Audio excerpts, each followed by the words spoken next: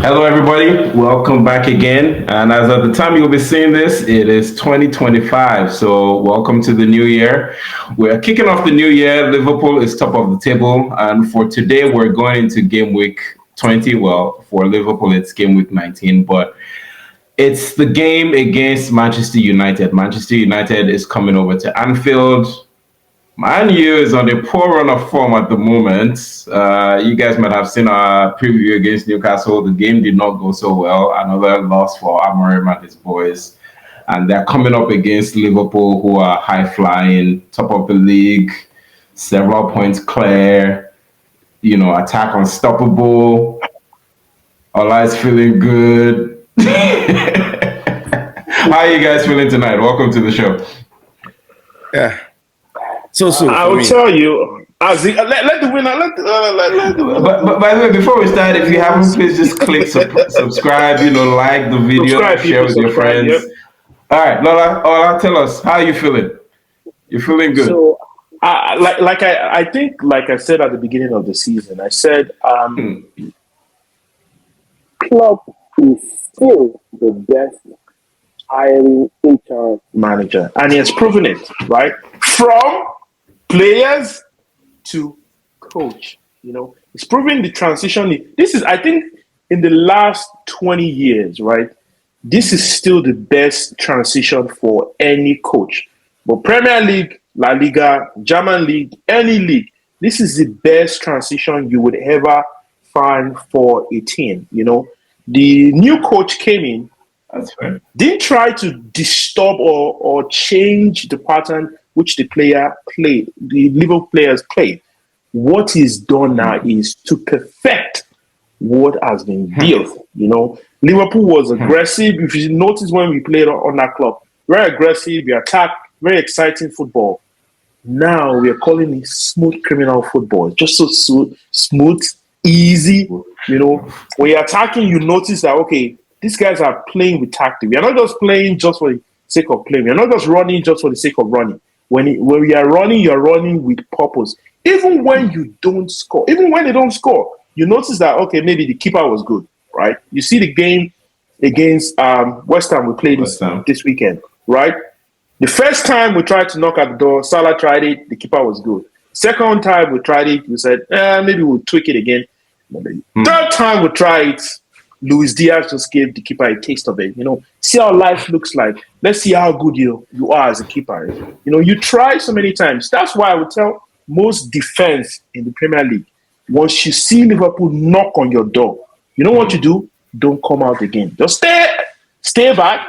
Do not attempt trying to come out. Because the more you try to come out, like West Ham tried to do it, at the beginning they were like, oh, let's try and score them quickly. Yeah, that's not a good sign, because once Liverpool starts attacking and gets in the rhythm, your defense will look like rubbish. Even though you can see the way West Ham play, very tactical. They had their defensive line very tactical, but we played around it. Liverpool played around it as if no defense existed, and it was just pinpoint, nice goal, nice dribble, winning, topping the league. That's just smooth Liverpool. So as we can tell, Ola is very bullish, very feeling very good. As you should. You're top of the league. Every right to feel so. Cincy, let me take your thoughts real quick, right? Because we had you on before that Newcastle game against Newcastle. You accepted the fact that things are not going so well, but in the EPL it's always 11v11. There was always a chance. We now know that it didn't come to pass. It was a loss.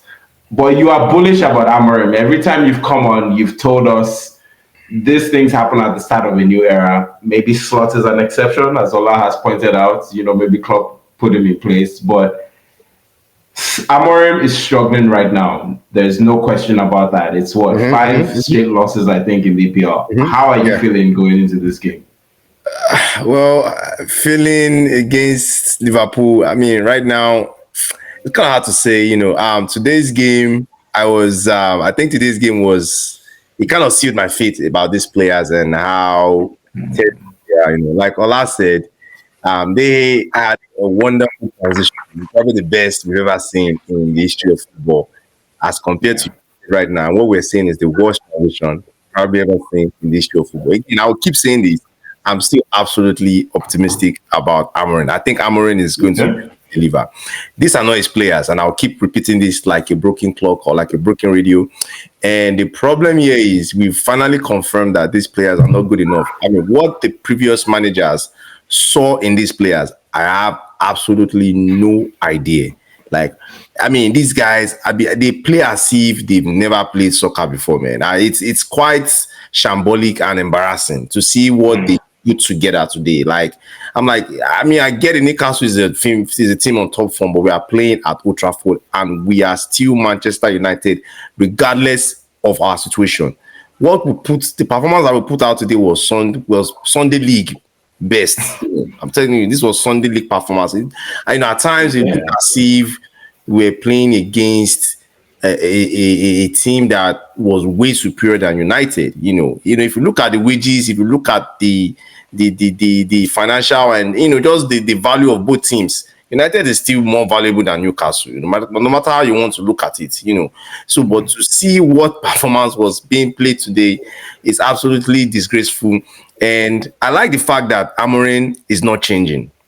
And I know I told you guys, I said he shouldn't change for those guys. There's no point changing for something that is not worth it. It needs to play his system, let it stick, so that he knows that at the end of the season, the ones who are going to stay at least are already in motion and are already learning. If you look at a team like Liverpool, it doesn't matter who they bring in. As a matter of fact, yesterday night, I woke up around 4 a.m. and I was watching the highlights of Liverpool game. And I started making notes of some key players I think United might need to sign in this January transfer, because we definitely need some reinforcement. I'm sorry, something needs to be done. These boys are going to most likely put us in I'm not saying United is not going to get relegated, but at this point, these guys are most likely going to put us in a relegation battle, the way they are playing. And I'm a little bit concerned about their performance. The performance is absolutely terrible. So some of the key players I was suggesting that they will need to start looking at some realistic players in the Premier League. And the reason why I think it's better for them to stick to EPL right now, and I know it's going to be a little bit difficult, and to stick to those mid-level teams and try and see if they can pick some cherries here and there, is because these players are already in the system. They're already EPL fit, because trust me, there is EPL fitness and there is Bundesliga fitness and there's La Liga fitness. EPL fitness is top notch compared to any league in the world. So bringing another player from another league, I think, would not even solve our problem. I think this January, United needs to sign at least 2 players who are already playing in the league. And I already recommended 2 players. First of all, I saw this guy that plays for Wolves. One of their fullbacks is Ryan Ant-Nouri. I think that guy is more of a realistic buy for United. I think that guy will come in as a very, very solid right wing back, or whatever the case might be. Fulham's Johnson, that might be a little bit of a tricky buy, but the Johnson guy in Fulham, I think he plays left back, right? For Fulham. I think that guy should be somebody they should look into. Yeah, Johnson. That's the American guy. You can buy Darwin Núñez. Oh, Antonio Robinson. Robinson. Sorry, Robinson. Yeah.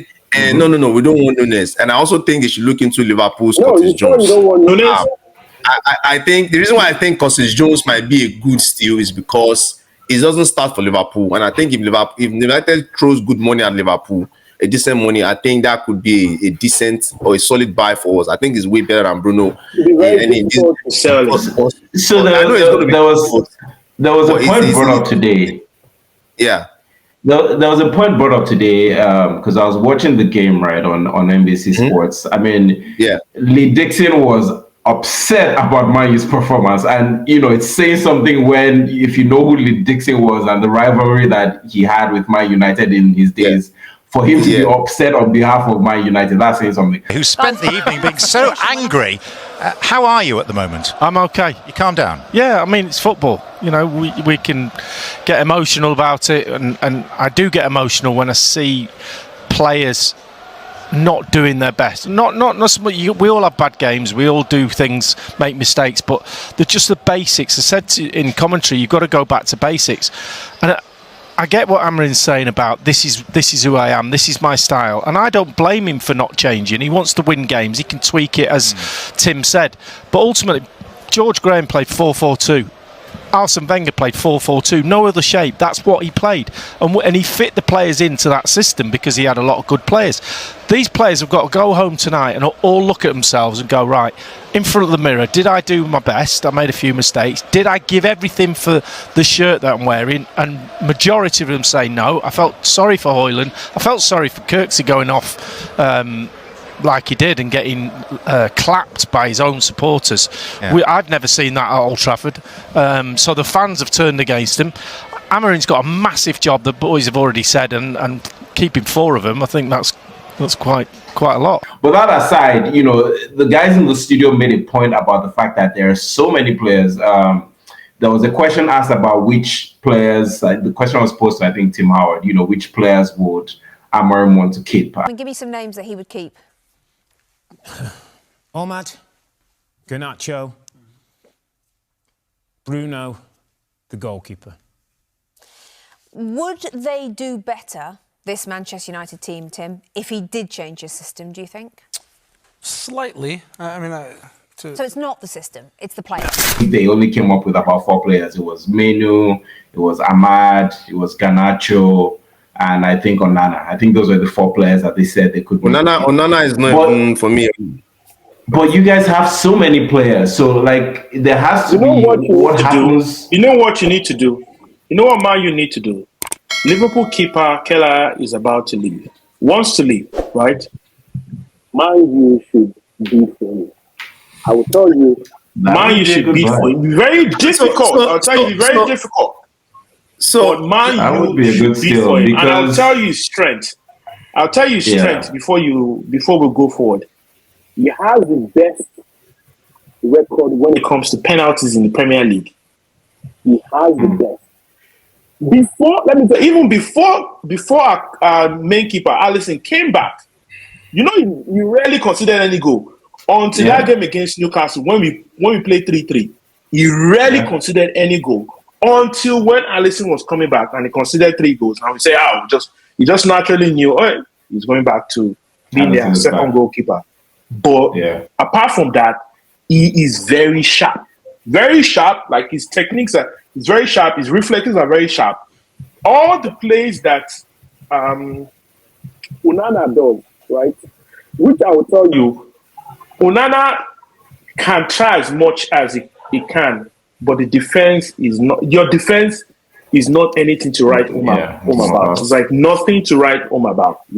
I saw the way Man U played Newcastle today, and I was laughing. I was like, what is this? Is it under 23 against the senior team?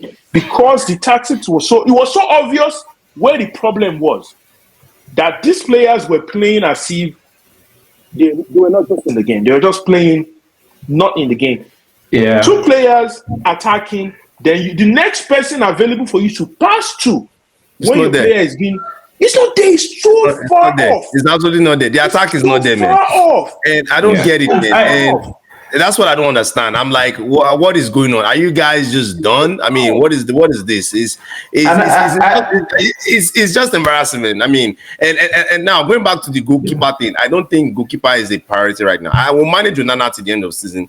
I think we don't have enough time. Because it's only 1 month of transfer, right? If I'm not mistaken. Right. And the window is very typically hard to steal players. Trying to replace goalie. I think right now let's just focus on getting some decent wing backs into the team, because I think that's where most of United attack is supposed to be coming from. Unfortunately, it cannot come from there. The only person running the entire game, 90 minutes, was Ahmad. I don't get. It's the only. My point, though, you guys, what I was saying earlier, your squad is big, though. You have Malacia out, you have Luke Shaw out.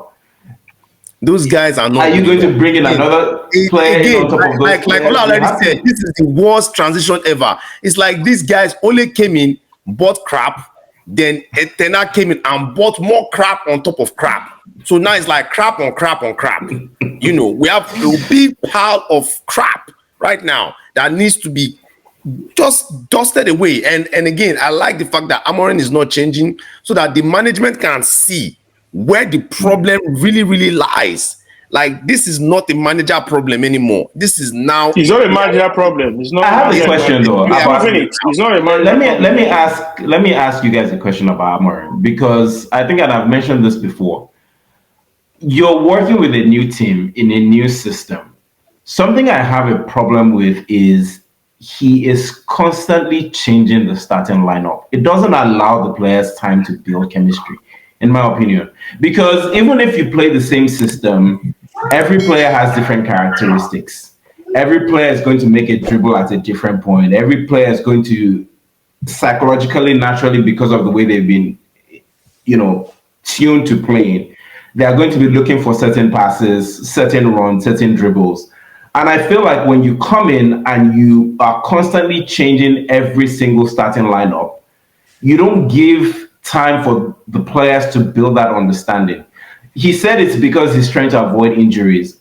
I feel like the squad is still big enough at this point, even though the players are not good enough. So right, he's brought players back. He's brought in Anthony. Anthony is getting game time again, but he's constantly changing. I haven't seen the same back three twice. the problem is, Right today, Euro, who normally plays on the right side, when Euro came in, Euro was on the left side. He came in for Martinez, and I'm like, that guy has never played on the left side of defense, and you're bringing him into this kind of game. Like, he's going to be completely.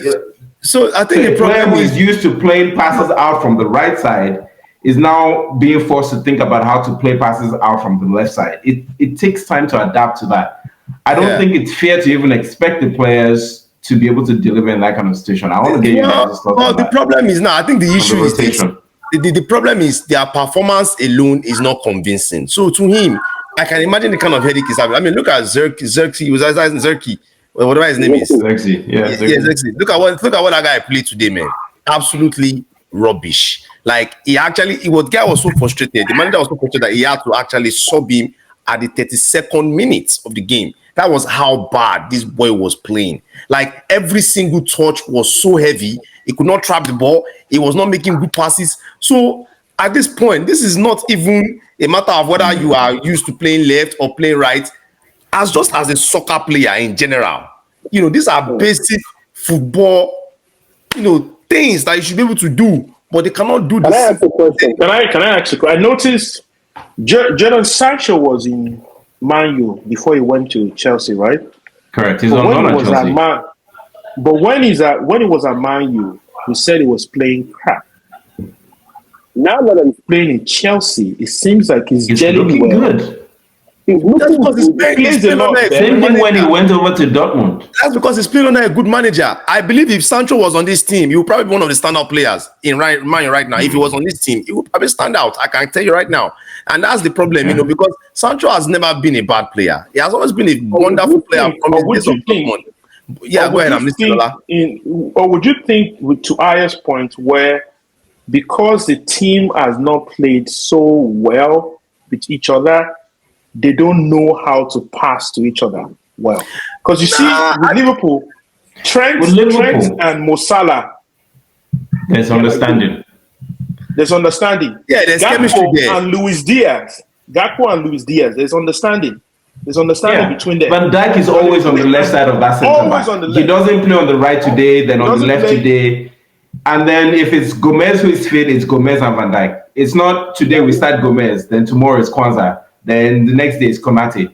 Then Again, like Van I Dijk said, isn't starting that game. It's Kwanzaa the issue is that some of these players' performances are so shambolic that the guy has to. There's no point keeping. There's no point even taking a chance. So the guy is having to, use plaster and bandage every single game, unfortunately, to mend rubbish. But and I feel so bad for him. I feel so bad for the guy that the guy came in at the wrongest time. He came in at the wrongest fixtures.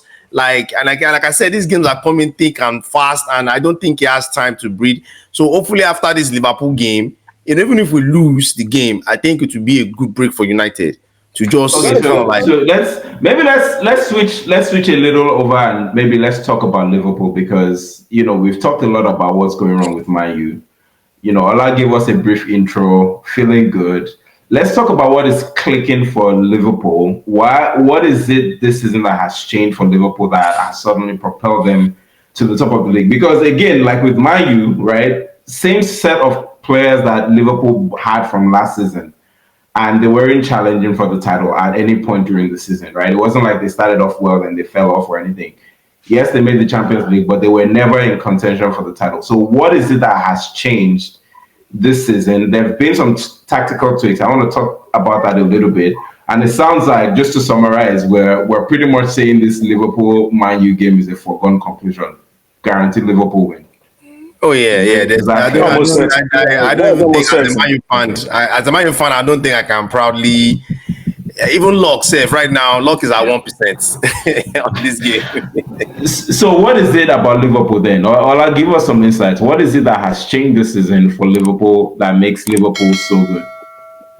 So, first of all, one thing people complained about at the beginning of the season is now people have understood it about an slot, which is do not make runs when it doesn't make sense. Meaning, do not overstretch your body. You get exhausted when you know it is meaningless. So, what do? Play compact football. Do not make too many runs. You don't make too many runs. You play within your zones. Little by little, until you get to the front.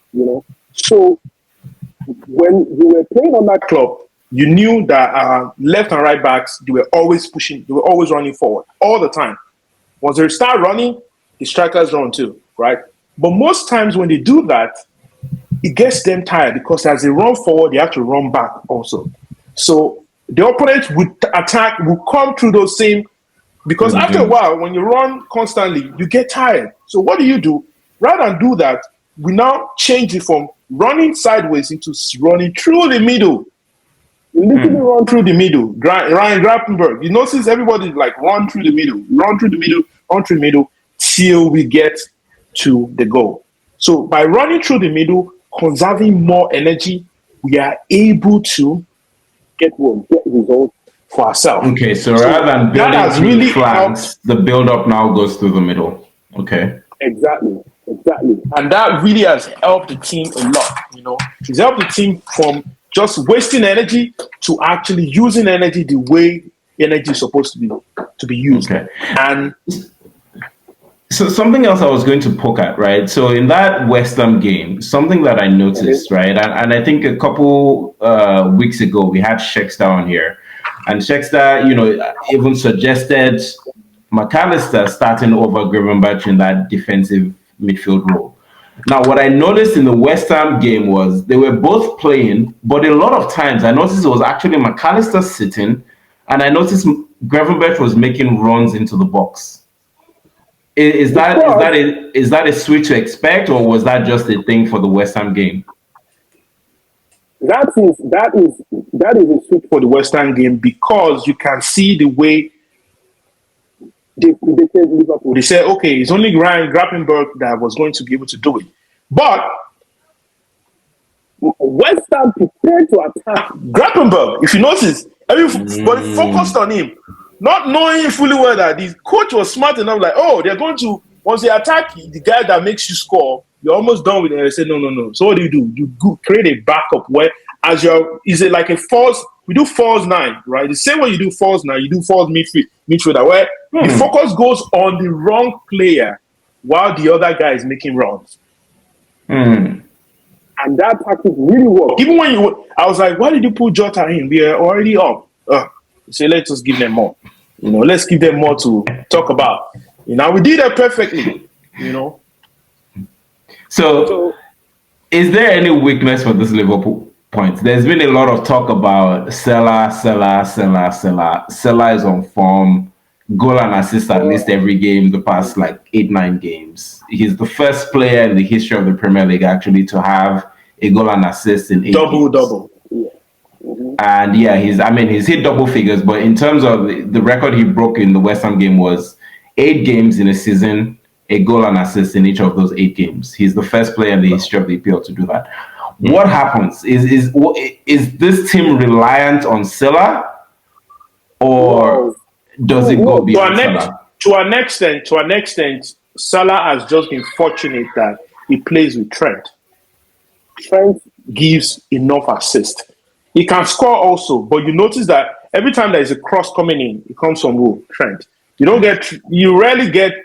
It was when Mane and Robertson played together that you notice the goals coming through that side, the crosses coming through that side. But now that Mane is out, right? Trent has managed not to. He doesn't need to cross as much because what do? Just pass to Gakpo. You can dribble and go in, or pass to and Luis Diaz can dribble, go in. That's how you play, and that tactics had really worked well. Initially when Mane left, Gakpo struggled. He did really struggle because sometimes he plays like, oh man, he doesn't know where the net is. But now the way he's dribbling and he's tall, oh my lord, it's like perfect gelling. And the way, like I keep saying it, what has really did help Liverpool is that we've been able to conserve so much energy that those players look fresh every time we play a new game. Anytime we play a new opponent, it's like they are fresh. Their legs, they're not as injured. If you see us pull Darwin Núñez into the game, you're like, we want your defense to struggle, because you know what? Darwin Núñez might not score. But you form your defense in such a way that you're like, this guy is tall and he can struggle, he can move around. We know that he has difficulty like pinpointing the goal. But when he finds his own assistant player, you will see Darwin Núñez score. Because right now he's still playing with Salah, and Salah will overshine whether he likes it or not. Let me ask about another tweak. So the last couple of games, Luis Diaz has played up front. Is that a thing that is here to stay now? Because now Gakpo is starting constantly on the left. Luis Diaz seems to be on number 9. Again, is that a switch for the games, or is this something? No, it's going forward. It most likely will be the same pattern going forward, because I think the coach has now understood the role Núñez play. Núñez is good with when the defenders of other teams are strong and put Núñez there. When you feel that they are too smart, put Núñez there. Luis Diaz might not be able to do so much because he's lanky. But once you see that their defense is such that this dribbler can get there, Luis Diaz makes that stuff. When you play teams like Chelsea, Núñez against Manchester United then? Coming up against like Maguire, or is struggling against Maguire? No. See, in those kind of team, you actually need a dribbler, because they want to force themselves. You need a dribbler because they're not so smart with the dribbling. Even with the way Man U play with their passes, where one player from another player plays like 10 yards away, and they start defending the ball when the ball is far away, not knowing fully whether there's other players who come and attack the ball. That will kill a team. If Man U repeats what they do today every other game, it would just destroy the team. They can't do that going forward. Like, they really need to refrain from doing such things. And at some point, I was like, can't these people just watch one Liverpool game and play how we play just once? Just change the style that you play. Let me be honest with you. Let me be honest with you, Ola. I believe Liverpool is one injury away from being in trouble.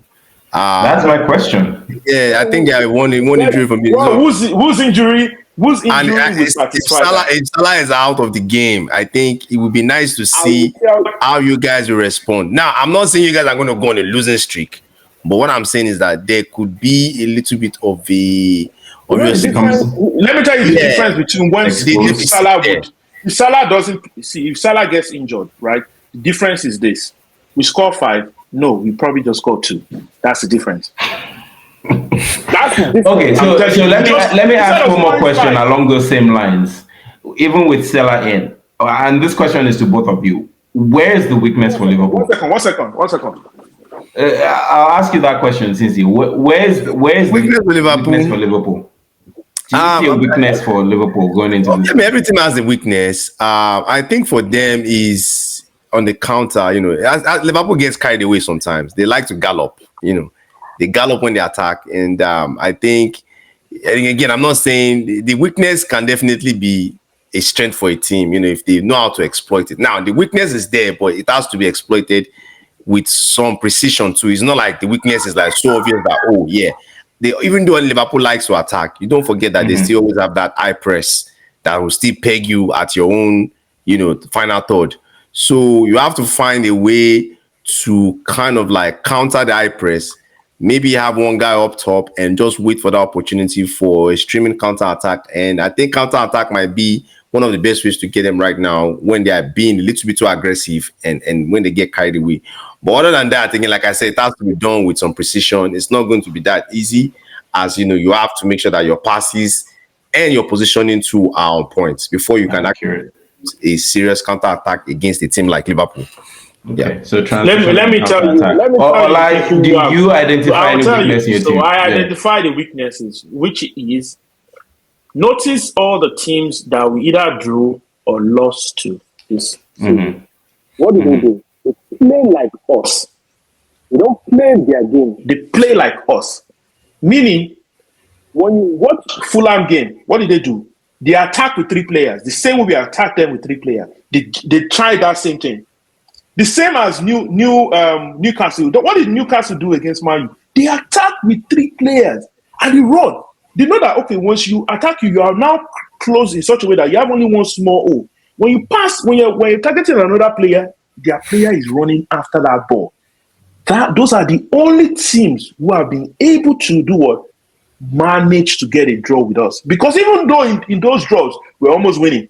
Just remember, even in those draws, we're almost winning. Teams who try to attack, which Tottenham tried. Tottenham were just lucky that they were able to get 3 goals. And those 3 goals felt like it was only the 3 attempts that they tried. That goal that Trent, Tottenham felt they were going to score by doing what? Doing a counter attack. Trent just turned 1 pass alone. So good. Sent it back the other way. Sent it back the other way because what? Your mind was just focused on the other side, forgetting your goal.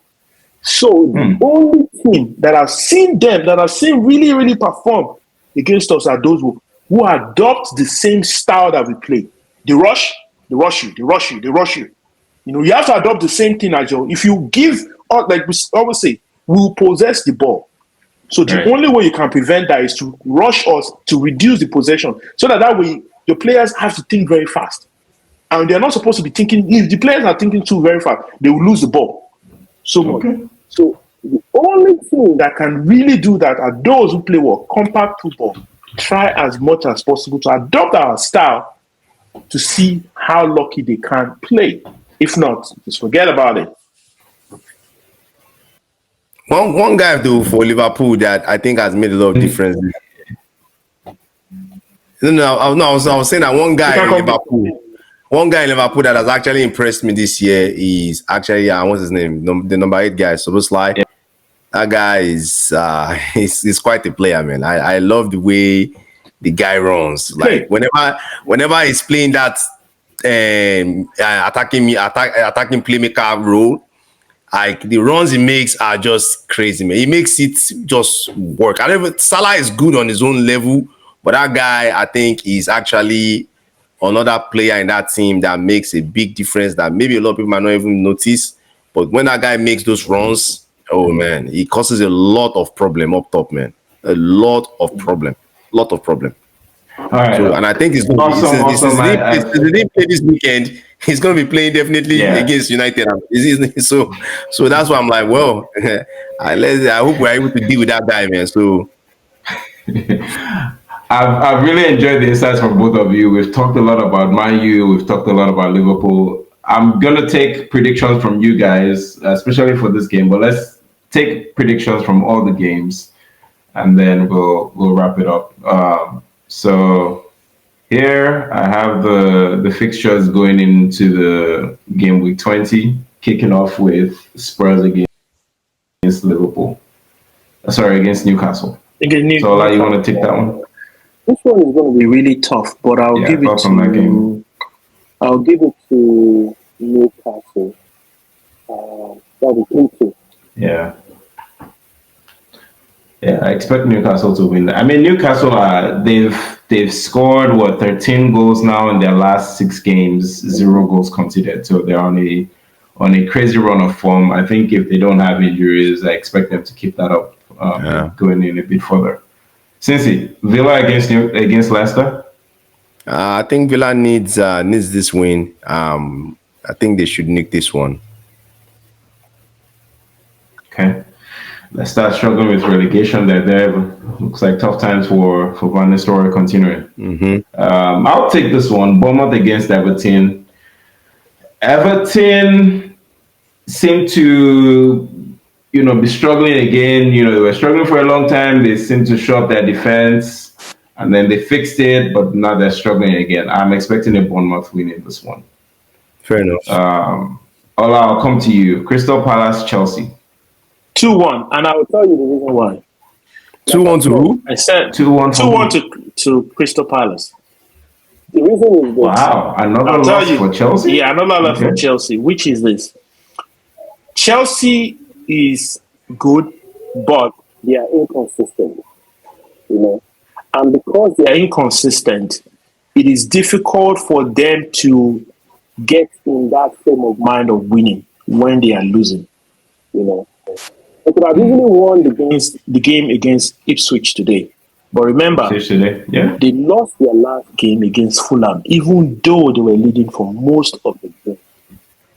Right? Mm-hmm. That is most likely going to happen again this weekend. Which means they could lead, but they most likely will lose the game if these two things happen.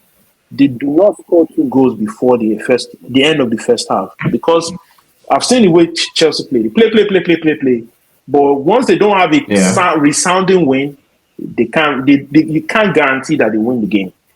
And that has affected their mentality in the past 2 games. And it continues.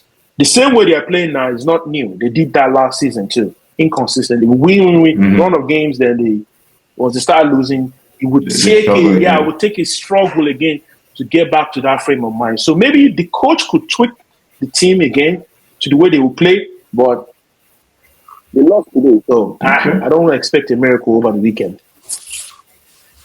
City against West Ham. City got a win finally against Leicester after some struggles. Do you expect them to continue that? Yeah, I expect them. I expect them to continue their form against West Ham. West Ham is not good this year. They seem to find a reason to struggle against a good possession team. They try to want to play their own football, but it seems like it's not working out for them. And I want to tip City to actually continue with their current run of form and win 2 in a row right now against West Ham. Okay. Yeah. All right, I'll take Southampton against Brentford. I'm expecting a Brentford win in this one. I know that new manager Yuri said he was expecting his style of football is death metal football, but I haven't quite seen that, so far. They lost their last game against the Palace. They scored first, but just like Ola predicted for the Chelsea game, Crystal Palace came back and scored 2. I'm expecting they're going to continue that against Brentford. I just don't see that they have the quality to get the amount of wins required in this league. Which brings us to you, Ola, the Brighton versus Arsenal game. It's going to be a tough one for Arsenal. And depending on the game they play tomorrow against Brentford, will be a factor for them against Brighton. It most likely would, if they don't convincingly win the game tomorrow, they would.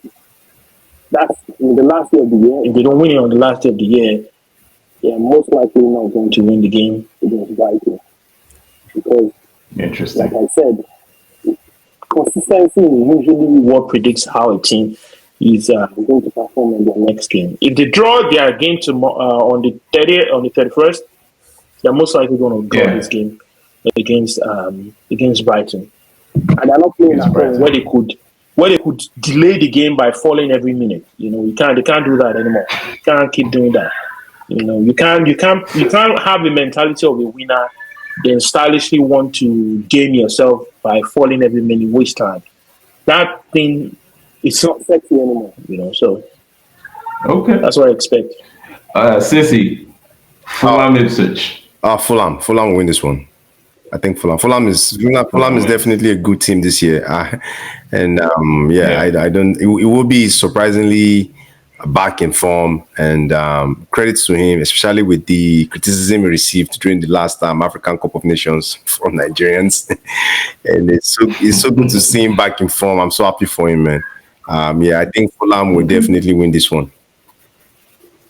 Okay. And finally, we've talked a lot about this game already, but I'll take predictions from both of you. Ola?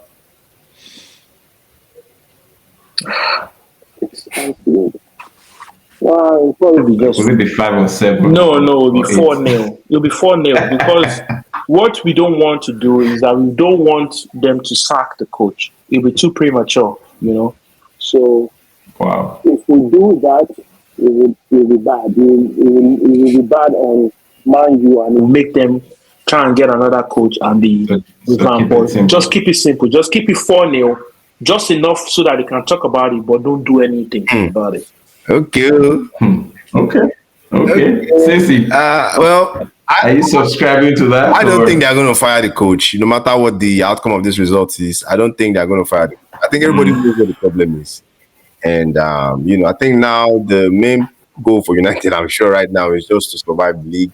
And I think they will. But this game is definitely too early for United with the kind of form we have right now. So it's going to be very hard for me to say we're going to win this one. I'm going to be relying on luck on this one. If we do win, it's probably going to be, and the luck right now is even reducing because even for you to have luck in soccer or in football, you have to make you it need up. to have at least some type of performance to even get you lucky. If you cannot attack, then where will your luck come from? I don't. So, the best result for United here is to just collect a nice, decent 2-0 and just go home and cool off. Anything bigger than that would definitely just cause more dents to their, to their pride and their confidence. Going there to go receive 5-0 is not going to be good. We definitely will just be another mockery for United and definitely bad for the confidence. So I think a 1-0 or 2-0 performance here, or maybe if God is on our side, we nick a draw by any chance, would definitely be a decent result out of this. Again, what I'm like, no way. I want to. Anytime I watch United game right now, the one thing I pay attention to is how is the structure? How are they playing? What is the idea? I don't even care about the players anymore. My own is just about the coach. What exactly is he trying to do? Yeah, so I could care less because I know half of those guys are not going to be there next year. So I can guarantee you that a lot of those guys are going to be gone by next year. All right, and I'll take the last game. I'm expecting a draw in this game. Wolves seem to have found, I don't know if you want to call it new manager bounce, or they seem to have fixed what's going on with them, but I'm expecting they will stop Nottingham Forest start, and this will probably be a 2-2 draw. So. All right, awesome. If you've stuck with us up until now, as always, please don't forget to like, share, subscribe, share to your friends. We'll be back. Thank you guys so much for joining us today. All right.